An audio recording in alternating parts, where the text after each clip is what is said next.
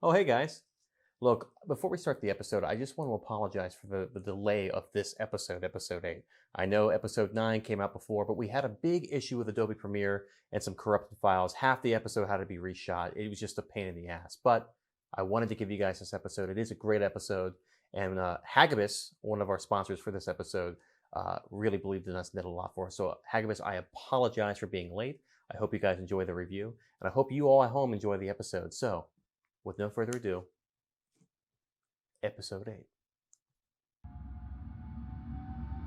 It's movie night with Will Devokees, with special guest Braden DeMorris Purdy. Main theme by Here Come the Mummies. Music by Adam Clifton. And because he's older than dirt now, Will Devokees. Hello there. This is your movie night. I'm Will Devokees. Thank you for tuning in. Guys, as Albie just said, against my will, have you? I'm older than dirt now, officially. Older than dirt. I am 31 years old, and I turned 31 on May 21st. And so, that's not funny, guys. The Rob Zombie movie 31 has no relevance to me turning 31, but thank you. I do like the movie.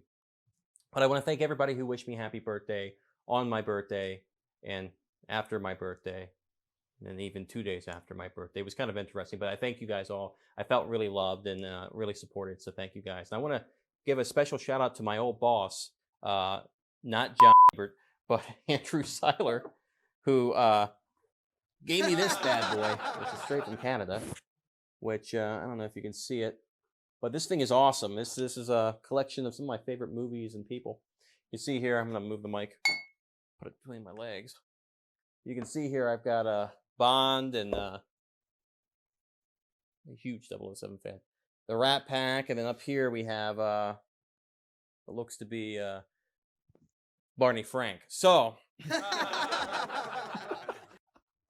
Andrew, thank you very much for that. I don't know if I'm going to put it on the set or put it in my office, but it's a really cool piece, and thank you again for that. Speaking of which, Albie, do you like movie theaters? Yes, sir, I do. Who doesn't? I love going to movie theaters. It's a place where you can go sit in the dark with a bunch of strangers. That came out wrong. Hold on. It's a place where you can go and just see a movie, relax, experience it with a bunch of other people, all with a 32-ounce soda and a large popcorn, which is pretty cool in my opinion. You can laugh together, you can cry together, and you can even cringe together. Now, because of COVID-19, a lot of theaters are kind of struggling, so they need the support. It's also a weird situation where a lot of theaters are having to adapt because they still have to make money in this time. A lot of places are opening up right now. Theaters are some of the few that are not. One of my favorite theater chains here in Ocean City, Maryland, and around Delaware is the Fox Theater chain, which was originated in Reading, Pennsylvania. It's a great place. They were the first ones to bring the leather recliners to Ocean City, which was phenomenal. It's really neat. But they're doing this thing now called virtual cinema. Now you can go to their website, which is foxshowtimes.com/virtual cinema, and they have a whole collection of movies that you can rent. Now, half of the money goes towards the theater, which helps support the theater chain, keep them open and getting them some money, but the other half will go towards the studio. So a lot of these movies, it's almost like a streaming site. They're not on any of the streaming sites like Amazon or Netflix or any of that stuff. This is the only place you can really see them, and they have a bunch of cool movies on there. So check it out, foxshowtimes.com/virtual cinema. They also have a curbside concession. So if you are having a hankering for some popcorn, you can get one of these bad boys. These things are pretty awesome. For $25, you get a whole big bag. You and your family can eat popcorn for weeks. So get yourself one of these bad boys. It's only, like I said, $25. Or if you want less, $15 for half a bag.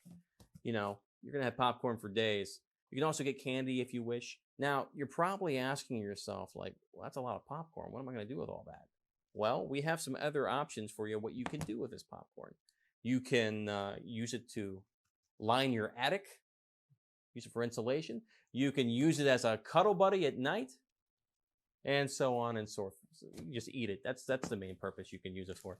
So if you're getting together, having parties or whatever like that, watching movies with your family, perfect thing to do. Support your local theaters. Check it out, foxshowtimes.com. Albie, just one last time, tell the folks where they can see all this information. Fox Theaters with their new virtual cinema. www.foxshowtimes.com/virtual cinema. For all you locals and vacationers, they also offer curbside concessions at Sun and Surf in Ocean City, Maryland and Berkshire. And don't forget to support your local movie theater. That is right. Don't forget to support your local cinema. All right, thank you, Albie. Let's get to the headlines. This week's headlines are brought to you by Millsboro Music. In the news this week, let's just say this is our DC Comic Week. Every news story, for some reason, seems to deal with DC Comics or Batman in some way, shape, or form. So let's just get straight to it. The mystery has been solved. That's right, Scooby and the gang from WB have uncovered that there is the infamous, the elusive Snyder Cut. Yes, HBO Max is helping Zack Snyder bring his vision to life finally. And, I didn't mind the Joss Whedon version. I didn't mind it. Kind of could have been better. Just saying. So I'm kind of excited. I like Zack Snyder. I always loved his Dawn of the Dead remake. And I liked 300 and pretty much Watchmen. Everything he's done. He's a very good visionary director. And it's a shame that there was some meddling going on, not from him, on this production. So I think HBO Max and Warner Brothers, they've kind of collaboratively are giving him $20 million to kind of complete his vision. Now, this will not be reshoots. There will be no reshoots as of right now. This $20 million is mostly for special effects, digital effects, scoring, and editing, and so on and so forth. So if you're excited about this like I am, definitely check it out. It'll be on HBO Max when it's done. I'm sure it'll be a couple of months. If you're expecting to see Ben Affleck as Batman, that might be a thing. They might be having him come back. I know AT&T and Warner are kind of chomping at the bit to have him come back. And I thought he was a great Batman. So, I think it's a shame that what happened with this whole situation. Speaking of Batman, while doing an interview with GQ, not DQ, could you imagine doing an interview with Dairy Queen? While doing an interview with just some manager sitting there minding his own business. While doing an interview with GQ, Robert Pattinson has gone on record as to saying that he's not really working out during this whole quarantine COVID-19 thing. He also went on record as to saying that if you are working out, you're kind of setting a precedent for other actors, and you're part of the problem. Back in the 70s, he claims that nobody was really doing this and working out like most people are today, and even James Dean wasn't ripped. Now, listen, I get it. I kind of agree with what he's saying, but we're talking about Batman. I mean, do you really want out of shape Batman? I get it. I know what he's saying. I know that there's a problem in Hollywood where everybody has to be picture perfect. It's not like, the 70s and 80s where the everyman could be an actor. Everybody has to be a model or model-esque. It is a shame. It does suck.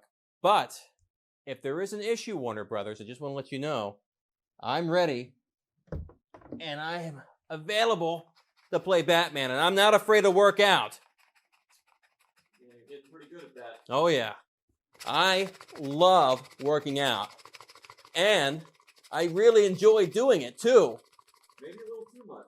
Yeah.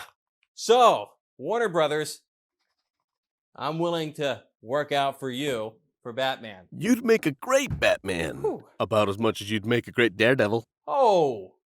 Albie, you better watch your mouth. Them's fighting words. Prick. Be lucky you're a disembodied voice and not somebody actually in the studio, or I'm going to kick your ass! Sorry. More news from the Gotham universe, or Arrowverse. Ruby Rose has stepped down from playing Batwoman. Apparently, it was 100% her. There's a friggin' hair here. It's 100%. It was 100% her decision. Warner kind of was hands off with it, but they do agree with it. Now, she was very unhappy with shooting it. So apparently, she was quoted to saying that she was distressed by the long, demanding hours being a lead television role. and she didn't like living in Vancouver. Well, CW and Warner Brothers said, well, if that's the case, this is not a good fit. And I believe they're going to be replacing her. Oh, what the hell? Warner, if you need me, I'm available to be the next Batwoman. Worst Batwoman ever. Hey, you know what? Nobody asked you. Shut up, get paid, or I'm going to kick your ass! You don't pay us for this.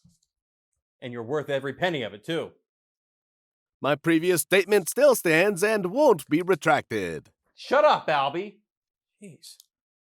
David Arquette. Nope, we're not doing that story. Not going to do that. Dewey Riley. Nope. And we're not doing that one either. All right.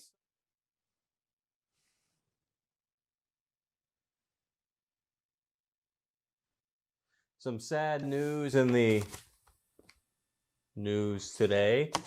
Ken Osmond has passed away at 76. If you don't know who Ken Osmond is, he played Eddie Haskell in Leave It to Beaver. Also passing away, Hana Kimura, age 22. She was a wrestler, was also a reality TV star. She passed away from what believed to be cyberbullying, suicide.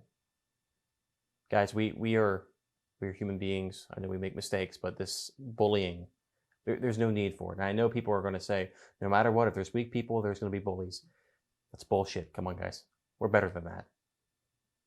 We really are. Gregory Tyree Boyce passed away at age 30. He was in Twilight. The cause of death at this time is unknown. Let's take a beat really quickly for those who have passed. All right, guys. This is a segment I like to call It Came from Amazon. Recently, I've been getting a lot of people contact me about reviewing some things on the show, whether it's a movie or it's a product they want me to push, or, having them here in the hot seat to be interviewed. But this past week, I got contacted by a company by Hagibis. Now, I know that sounds like some sort of food you'd eat in Scotland, but, it's not. It's a company that makes this. This is the Kington RGB video light. Now, this is similar to a product I reviewed months ago. With a name like Hagibis, it might make you feel like, it's not really a name brand thing. It doesn't really make you feel comfortable, but I gave it a test, and this thing is awesome. I wrote a script about this whole thing, and I'm just going to throw it out the window, and I'll tell you why. Because this thing is freaking amazing. It's just as good as the other thing I reviewed. Now, first thing I want to mention is this thing is solid. This thing is like a rock. It's got a hard casing here. It's made of like a metal. It's not cheap. It does not feel cheap. It feels good in your hands, and it looks like quality. Now, coming out here, this here has a cold shoe mount.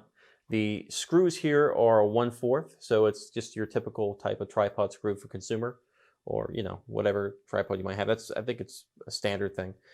This is for a charging port here for USB-C. So if you close this, you can still kind of charge. But if you're using this on top of your camera, you have a screw here. It comes with one.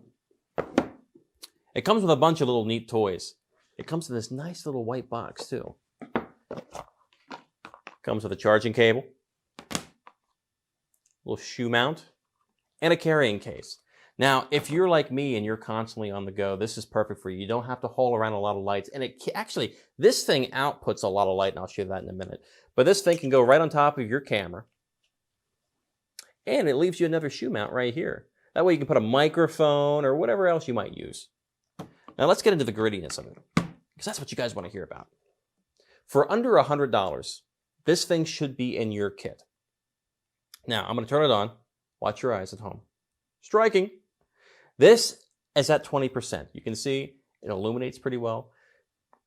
Let's get it all the way up to 100. Now, there are some dials on the side, DEM, an FN. That's like your effects panels and whatnot. You have your set. You can hit this button in, and it'll go down by intervals of 20, which is really neat, very convenient, and it's very bright. Things that you would use this for. Well, I'm going to turn it off right now. You could use this for filmmaking. It's a great little light to have in the back. especially since it's battery powered. Look, to be honest with you guys, I haven't charged this thing since I've gotten it. I charged it as soon as I got it, but I haven't charged it since. I've been using this to shoot a review for probably the past, I don't know, couple of days. And this thing has been going. It takes about like 2, 3, maybe 4 hours to charge. And it's stayed, we're now at half bars right now. Really cool item. Turning it back on. Now, you can actually set this to different color temperatures. So, very, very warm. Or you can have it like I had it, balanced for daylight, or very, very cool if you're doing those nice wintry scenes that I love to do.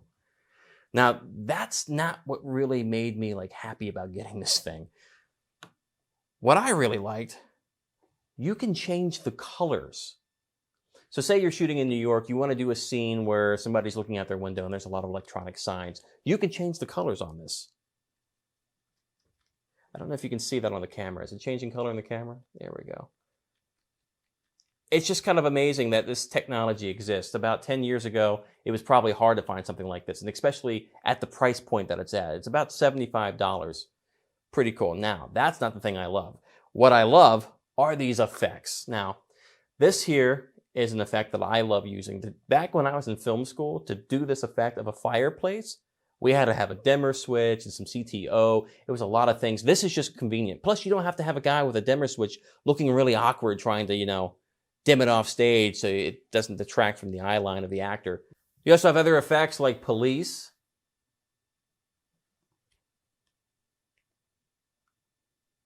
This could be like thunder, lightning, or maybe like paparazzi shooting a photo.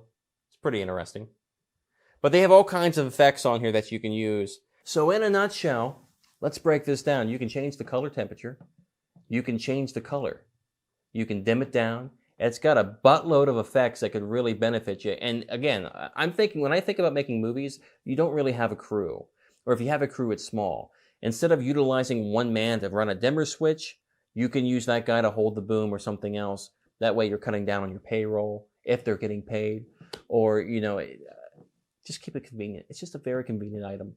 If you guys want to buy this item, check it out. Link is in the description. Again, under $100. Really cool item to have. Just as good as the other item I reviewed on the live show. But this item is it's one of a kind. And again, like I said, I'm always on the go. You can throw this thing in the back of your car and not worry about it getting busted up. It can take a beating. Trust me, we played with it. Now, I know what you're thinking. Will, I'm really digging this light. I want to get one, but I don't have the dough for one right now. It's a good thing you said that, because we love you here. Who's got your back?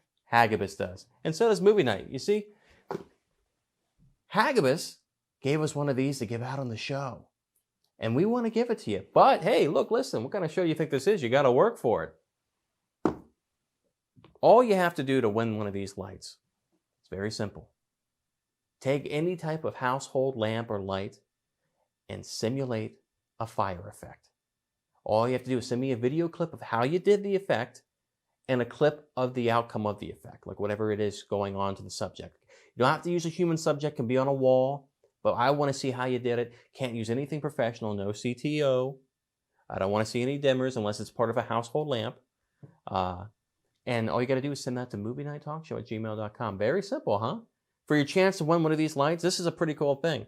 If you don't want to win the lights, if you don't want to put the work forward to it, buy one of these lights. Definitely show Hagibis some love, because they showed us some love.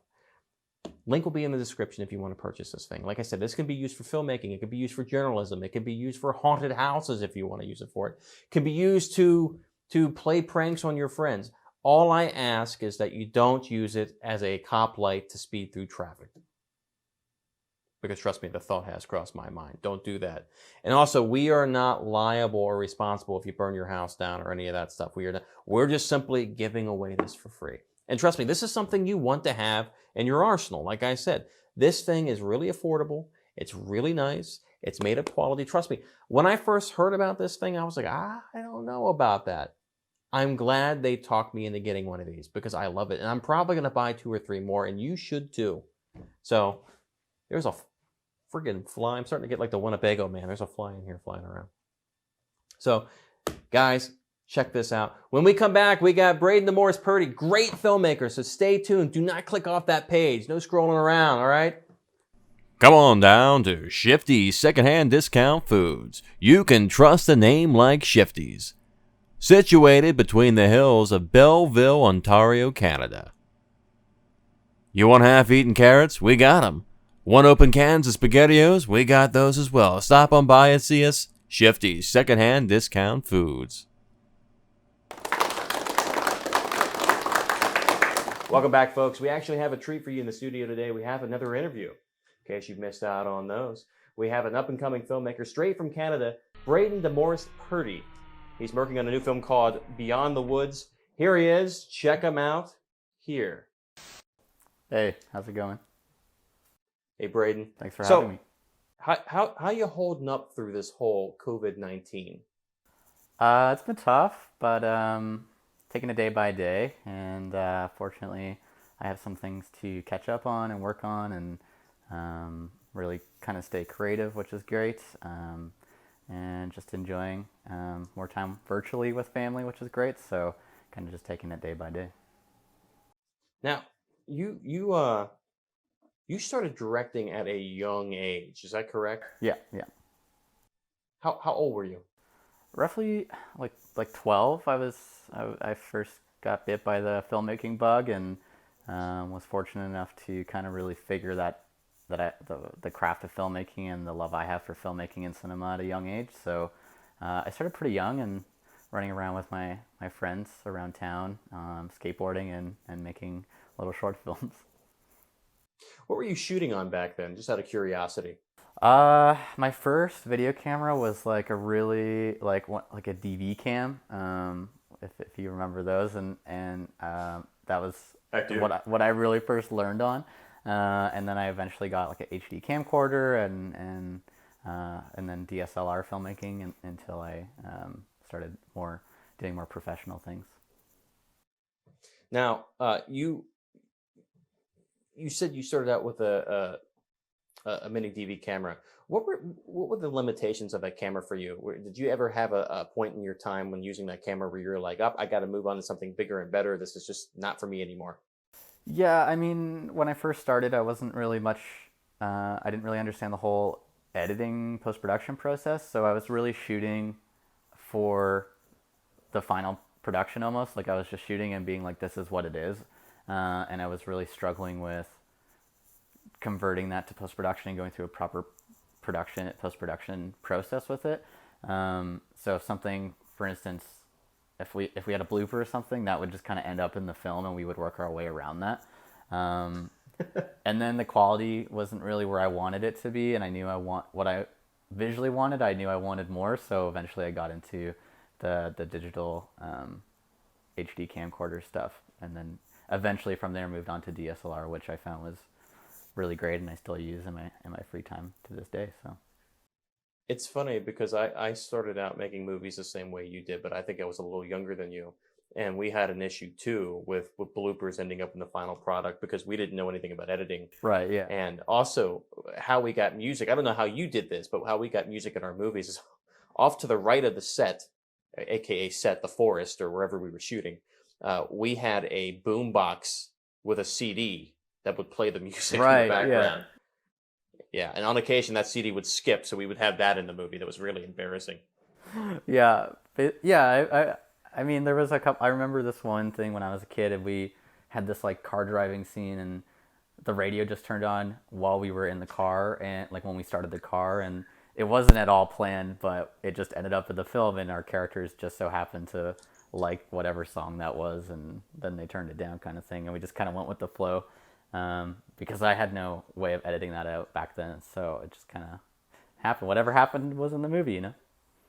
What was your first like editing system that you used? The first editing system that I really got into was when I worked at Rogers TV in Toronto, and we were doing like live breakfast television and taped like news segments, and that was really my first introduction to professional editing, and we used Avid there.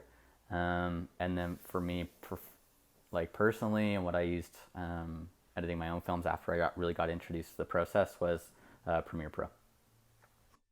Now, do you use Premiere Pro still to this day? I do, yeah. And one of my editors that I work with, they use Premiere, and then another editor I work with uses Avid, so it kind of mixes between the two, but depending on which project. It's funny because when I was in high school, like I had Premiere, my friend had Final Cut Pro, and my other friend had Avid, and we were all kind of like the golden triangle of editing systems, and which one was the best. It's always a debate. Yeah. So, can you tell me, you have a production company called the Nerdy Kid Productions? Correct, yes. Where did that name come from? Are you a nerdy kid? I think so. In heart, I'm a nerdy kid. I have a bunch of all this memorabilia in the back here, and I love Star Wars and The Simpsons and comic books and video games and everything. And luckily, during my childhood, that became more of the norm and became more popular, and Comic-Con became cooler, I guess you should say. But the Nerdy Kid, the name came from my first film ever when I was 12, shooting on that DV cam. I made a film called The Nerdy Kid, and then when I decided I really wanted to do this for a living, that's when I decided to make my company reflect that first project. Do you have a copy of that, The Nerdy Kid? I might. I know I have it on a DV somewhere or a DVD somewhere or something. I know I have it laying around somewhere. So I'd like to see it. Okay. Don't judge too hard though. Did you go to film school? Is that something you did? I did. Yeah, I actually met someone through Rogers Television who recommended Vancouver Film School to me. So at the time I was living in Toronto and grew up in Toronto, Ontario. And then through this connection that I had, he introduced me to VFS, and I looked into it and made the decision to move across the country and move to Vancouver and go to Vancouver Film School, where I studied film production and majored in directing and cinematography. And then once I graduated, I decided to stay in Vancouver, British Columbia, and keep my career going here. What do you think about film school? Now, a lot of people are like saying it's a waste of time. You know, I went to film school at a time where, you know, YouTube didn't really take off as far as tutorials. I know a lot of people say that you can learn almost anything on YouTube. Yeah. I kind of disagree, but I also agree with that. I know the film school I went to, I learned a lot of stuff at that film school. What is your take on that? Yeah, it's always a debate, like editing software. But I would say for my personal experience, it was what I made it. You know, like. Just because I was a student at that school, they weren't going to hold my hand and be like, you can direct every project because you paid for it. They put you in these environments where you have to pitch yourself and pitch your project like you would in the real world and work for what you want and you have to work for what you get out of that school. And so I was fortunate enough that I got to direct every project and I walked out of there with a strong demo reel and experience but I worked really hard for that. I didn't miss a class, and I was doing like long nights and long days, really working, and I just kind of knew what I wanted out of that school because you pay for it, so I wanted to get the most out of it. And looking back at it now, like, yeah, maybe some things you learn better doing just going to set and working, but I would have never made a lot of the connections I have right now and still work with through film school. And even if it wasn't people from my specific class, I met a lot of people through other people I met within the school or within the program. So I think networking is a huge benefit for going to film school, but from a technical standpoint of hands-on and learning proper set etiquette and workflow, it's a preference, I think. I definitely agree with you. I know like a lot of people these days, they have a movie they want to make, but they don't have the money to go to film school, or they don't want to leave. I know here in America, I don't know how it is in Canada. In America, you can, if you don't have the money, you leave with a lot of student loan debt, which is kind of crippling to an extent. Yeah. It's, sorry, go ahead. No, you go ahead. I'm sorry. I was just going to say, like, yeah, like for me, I had to take a student loan out. I couldn't afford film school when I first graduated high school. So I did save money, but I did have to take a student loan out, and I'm still paying off that student loan to this day. So it is an investment for sure, mostly in yourself, and hopefully it works out. So Let me ask you now. because there are a lot of books out there. There are a lot of YouTube channels out there. What is the best book for somebody that you think who can't go to film school? What is the best book for them to read to learn about movies and making movies? I think any book you can find that talks about the behind the scenes process of a film. For me, I really took upon books that I found were stories of behind the scenes or the behind the scenes process of my favorite films. So I think any film that a filmmaker likes or is interested in, watch the film and then read the book about how behind the scenes stories, and you'll start to click of how they did that on camera, or what they did to produce that or achieve that on camera. And it might not always be what you think, which I found interesting. And so those kind of books, and then also I don't want to say the title if it's wrong because I'm not 100% sure, but I think it's called In a Blink of an Eye, and it's a really good editing book for editors, and even for me as a director. Like, I wanted to learn the process of editing so I could better myself in the process of post-production as a director. So I found that book very insightful. Let's get down to brass tacks here. You directed this new film, Beyond the Woods. Why don't you tell us a little bit about that movie? Sure. So Beyond the Woods is a psychological thriller that takes place in the year 1993, and it follows this investigation of our detective character who's investigating the death of Laura Bennett and the disappearance of her brother Jack. And the suspect at play is our protagonist / antagonist, depending on how you kind of look at him. And he kind of is the suspect at play because he really seems to really know the answers to everything. And we kind of play with what's real and what's not real, and it's this countdown basically to find out all these clues before time is out. Now, you brought a clip from the movie, is that correct? Yeah, the trailer, yes. Let's take a look at this trailer and let the folks at home see what exactly you're working on. Name's Andrew Bennett. Ain't too much for speaking in crowds, so just bear with me. I was thinking of what I should say at a time like this.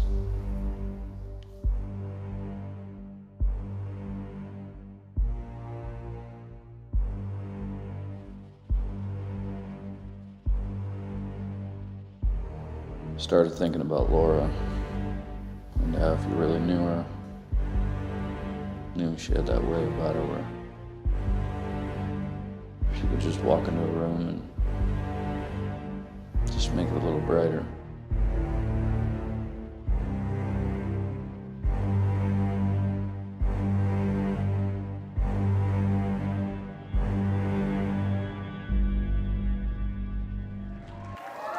See, now, me and my crew watched the trailer before we even interviewed you, and I just want to say, this is one of the finest trailers. Like, I looked at this trailer, and I was like, this guy knows how to compose a shot, he knows how to edit, and he knows how to tell a story, which, you know, no offense to certain independent directors, but a lot of people seem to be lacking the storytelling aspect. Like, this is really, like, it's really good. Like, how did you come across doing this movie? Thank you. Well, first, I really appreciate those kind words. That's really nice of you. For this particular film, first it started off as I just really wanted to, I thought I was ready in a moment in my career where I was ready to take that leap of feature film. I always did a lot of short films and music videos and commercials and all that fun stuff, but I thought I was ready to do a feature. So my first part of that process was looking at films that I really enjoy personally and what I would like to see in the world as a moviegoer, not just as a filmmaker, but something I would enjoy watching. And so I really like psychological thrillers. Christopher Nolan is a huge inspiration for me. The Coen brothers, Ridley Scott, even J.J. Abrams and Steven Spielberg. I love all those kind of filmmakers and their films. So I was like, what can I do that kind of has, and Quentin Tarantino, of course. And what can I do as a filmmaker to have my own style and also reflect what I love and grew up watching and love as a film goer. So that was my first part of the process. And then on top of that, I wanted to write something that was realistic logistically and budget-wise for a first-time feature filmmaker. Something I didn't want to write something that cost millions of dollars to produce and then spend 5 years looking for the budget to do it and might not even get it. So I wanted to write something that was logistically possible, realistically possible, so that consisted of minimalistic cast, minimalistic locations, doing something that was that would produce well at a low budget. So that, logistically speaking, that was what I looked at, and then also creatively, that's what I looked at, and that's kind of how Beyond the Woods' first draft came about, and then it kind of developed from there, and now it is what it is. You said that about funding. How much of a budget did you have for this movie, and how did you acquire that budget? So we had a pretty low budget. In the film world, it's super like micro low budget still. And I don't know if I should say the actual number because we're still looking for distribution and stuff. So, but I will say it is micro low budget. And how we went about going about finding this funding is we did a lot of pitch packages and a lot of pitching. We went to my other producer Nina and my cinematographer Zach.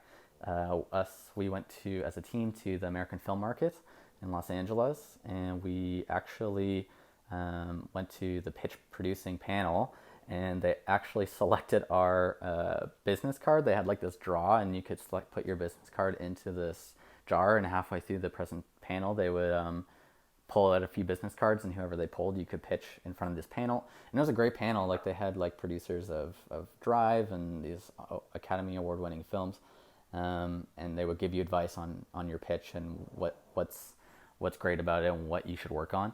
And so we got picked. My producer Nina got picked, and so she got to go up and pitch our film in front of this whole, not only the panel, but everyone in the audience, which was like 600 people. So that really opened up our doors right away at the American Film Market, because everyone heard about our film and was coming up to us, and a few people were giving us their business cards. And of course we set up a few meetings with companies there and had our own meetings, and made a bunch of connections there. And then we ended up finding a private investor. And so that's how we were able to lock the funds. And then of course our cinematographer Zach, he became an executive producer as well, and funded some money. And then we also did some crowdfunding.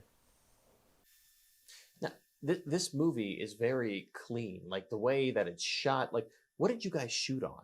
Arri Alexa. Wow. Yeah. No wonder. That's why it looks so damn good. Now, there are some, they always say that the best thing to do is to steal from movies you like. Now, there's one shot in particular in there that I watched. It reminded me a lot of like a Bond movie, like Spectre or Skyfall. Did you have any, or did your DP have any inspiration or draw some inspiration from Roger Deakins at all? Oh yeah. I think both Zach, my cinematographer, and I both love Roger Deakins' work, and really focused on Roger Deakins' look. And in general, I think my DP and I, who work together almost on everything, we really like this realism look. And going for something that is soft, natural lighting, but also real. And yeah, Roger Deakins is someone we both really love his work. So yeah. Well, the guy is he has a good look to his films, and he develops a lot of lighting schemes that, I just think they're innovative. Like, technically he kind of created the ring light. You know what I mean? It's pretty awesome. Now, let me ask you this, because is there a release date for this movie set? Do you have any idea when you want this movie to come out? Yeah, I mean, we're in the middle of our festival run, and so we're traveling the world with the film with its festivals, and unfortunately, due to like the COVID-19 outbreak and with the lockdown and everything, it's very up in the air, our festival run. A lot of the festivals are becoming online now, and a lot of the festivals that we've been accepted to have become online. So, and we're not sure if we want to go the online route. So we're really up in the air right now, and we're also actively seeking distribution. So it's all really up in the air right now. But hopefully within the next few months we'll have a release date. So If somebody were to want to find out more information on this movie, like me, like I actually want to see this really bad. Well, thank you. And so does my crew. I mean, we're not just doing this to give you a handy J, but we actually want to see this movie. Yeah, well, thank you. Where can we find out more information? So we have active social media for the film Beyond the Woods. On Facebook and Instagram, it is Beyond the Woods Film. And then also my personal Instagram at Braden D. Purdy. I'm also pretty active on just posting a lot about Beyond the Woods and the film and updating news on that. So any of the social medias for Beyond the Woods or myself is always the best bet. If you could give one tip of advice to an aspiring filmmaker or an actor or whatever, anybody who's creative, what would you say to them? I would say that it is tough and it's hard work. And sometimes it's not always going to feel like it's going your way. But the most important thing is to never, ever, ever give up and keep going and just do it. Like, just no matter what. If someone tells you you can't do it, still do it. Find a way. There is a way, and there's always someone who's willing to help. So just follow your dream. This is a very important question to me. What does Braden like to eat out of the craft service table? I mean, fruit snack packs are always like the cliche thing. So They're everywhere. Yeah. So I'm always a sucker for the fruit snack packs because they're easy to grab and eat. So. Now, my last question. This is a very, very important question. More important than the last question. Sure. Will you play Cinna Arena with me? Oh yeah, let's do it. All right. Now, if you don't know the rules, Braden, here's how it goes. The first 3 you get right or the first 3 you get wrong depends on your fate in the game. I'm going to ask you a number of questions, and let's see how this goes. Are you ready? I think so, yes. Okay. Number 1, name 3 characters from the film Alien. Oh. I just watched Alien. 3 characters, if you can name them. Can I say? Oh man, I'm blanking hard. Took too long. Incorrect. We were watched- looking for Ripley, Dallas, Lambert, Kane, Ash, Parker, or Brett. Awesome. Number 2, name a famous Canadian director who specialized in surreal body horror films. Surreal body horror. Mm-hmm.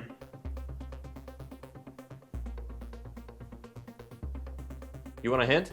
Is it George A. Romero? No. I'll give you a hint. He directed the 1985 remake of The Fly. I don't know, man. David Cronenberg. We were looking for David Cronenberg. Yeah. This one you should be able to get. Which Philip K. Dick novel is the film Blade Runner based off of? Oh, I know. Oh God, I love Blade Runner too, and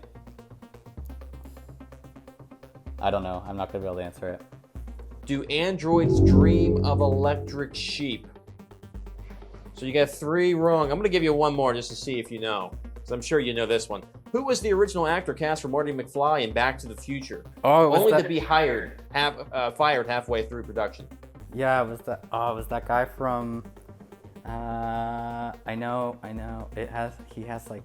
I know he has black hair, and I've seen the footage of his actual shooting with the. Oh, I don't know his name though. Eric Stoltz. All right. Man, I really screwed this trivia up, eh? No, you mean, these are pretty hard. These are really hard questions. All right, Braden, it's been a pleasure. I can't wait for your film. So check out Beyond the Woods on Instagram, Facebook, and Twitter. And Braden, it's been a pleasure. Thank you for having me. It's been awesome. Welcome back! Thank you guys for tuning in. Well, what did we learn today, folks? Well, we learned Braden has a great film coming out, which we will keep you posted here on Movie Night, because I'm excited to see it, and we're probably going to review it on the show. Also, we learned that I would not make a great Batman. Or Batwoman, for that matter. Try it. Say what? Saying his famous phrase. Oh, me? No. All right, fine. I'm Batman. What do you think? Was that good? Not really. Who asked you? I think you just did. Where did this guy come from? Not bad. It's also not good. Ooh. Last but not least, guys, check out Troma Now. Now, what is Troma Now? Troma Now is just like Netflix and Shudder. It's a streaming service where you can watch a lot of really cool independent films from the master of independent cinema, Lloyd Kaufman. I like Uncle Lloyd. He's a great guy. He supports indie cinema. He supports independent directors. There's not a guy really like him out there in the field. And he runs Troma, which is one of the oldest independent studios out there. Support indie cinema, folks, and support Lloyd Kaufman at Troma by getting Troma Now. You're going to go to watch.troma.now to get it. Now, I think your first month is free. And for only a price, I think it's like $5.99. So for the price of less than a cup of coffee at Starbucks, which you could do without one day, you can get this really cool streaming service. Now, what sets this apart? What makes it different? Well, there's a lot of gooey, gross violence in this that you really don't see anywhere else. Let me ask you this. Does Disney Plus have lesbians that fight against these undead chicken creatures? I think not. Does Disney Plus have Troma's War? Mm-mm. Does Disney Plus have a bunch of superhero movies? Yeah, they do. But do they have the Toxic Avenger? Ah! No, they do not. So sign up for watch.troma.now. I support Lloyd. You should support him too. And it's cheap, just like Troma movies. So check it out. Guys, that's all I've got for you. Support Troma. Support independent cinema. That's it for tonight. Thank you guys again for the birthday wishes. I love you all. Stay creative. This is your martini shot.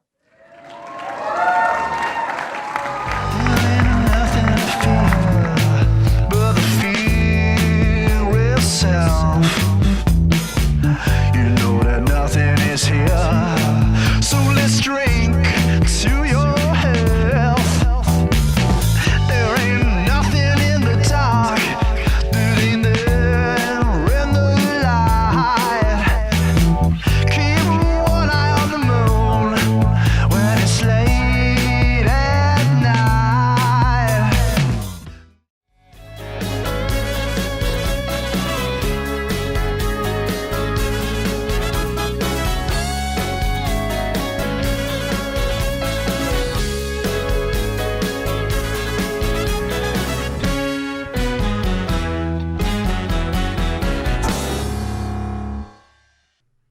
Oh, I'm taking that painting. What? Oh, shut the hell up. You ain't taking shit.